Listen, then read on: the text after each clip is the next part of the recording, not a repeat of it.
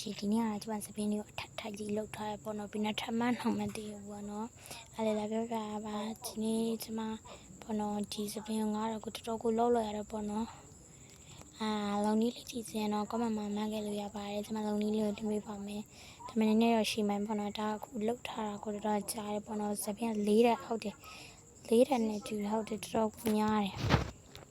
ကျွန်တော်လေးတစ်ခါပါပေါ့နော်ကျမကတော့ဒီ party dress လေးနဲ့ပါဒါဒီ outfit ထဲမှာပေါ့နော်လာတော့မသိဘူးကျမလည်းအစီအမမှာနေတော့ဒါ Tio version နဲ့စပင်းနဲ့တော့တူတယ်ပေါ့နော်ဒါပေမဲ့ကျမဒီနေ့ Tio version ကိုဆွဲကြည့်ပါတယ် Tio version ကပေါ့နော်ဆွဲရတဲ့အစီအမပြေကိုဘာဖြစ်လို့လဲတော့မသိဘူး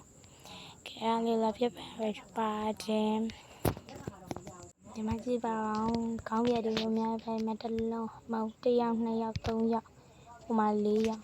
ဒီမှာငါစပင်း9တယ်ပါ1ယောက်ကဘေးရောက်နေအောင်မသိဘူးဘေကဘာလေးရောက်ခွန်ချိုင်းလည်းမတည်ဘူးပေါ့နော်ပြီးတော့ကျွန်တော်ကျမဖိုတိုတွေအများကြီးရိုက်မယ်ပေါ့နော်ဖိုတိုတွေအများကြီးရိုက်ပြီးတော့edit တွေလုပ်ပေးပါမယ်အရေးတစ်ခါပါပေါ့နော်ကျမ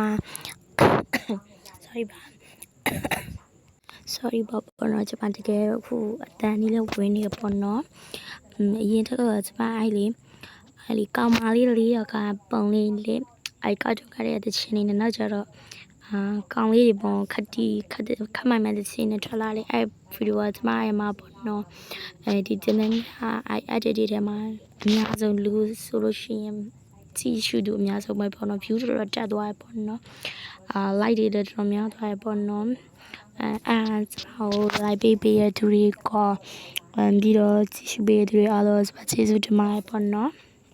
ကဲခေါ်ကျွန်မစားလိုက်ပါအောင်မယ်ပြီးတော့ဒီအလုပ်ဒီစပင်း9တဲ့လုံနီးလေးကိုကြည့်စနေဆိုလို့ရှိရင်ပြီးခဲ့လို့ရပါတယ်ပြီးရင်ကျွန်မပေါ်တော့ဖိုတိုတွေအများကြီးရိုက်ပြီးတော့ဒီလုပ်ပါမယ်စပင်းရလည်းမျိုးပြောင်းပြီးလို့ရတယ်လေတော်တော်လေးကိုကြိုက်တယ်ပေါ့နော်ကျွန်မတော့ကဲဆိုရင်တော့အားလုံးပဲဘိုင်နောက်ဗီဒီယိုတွေမှာပြန်တွေ့ကြမယ်နော်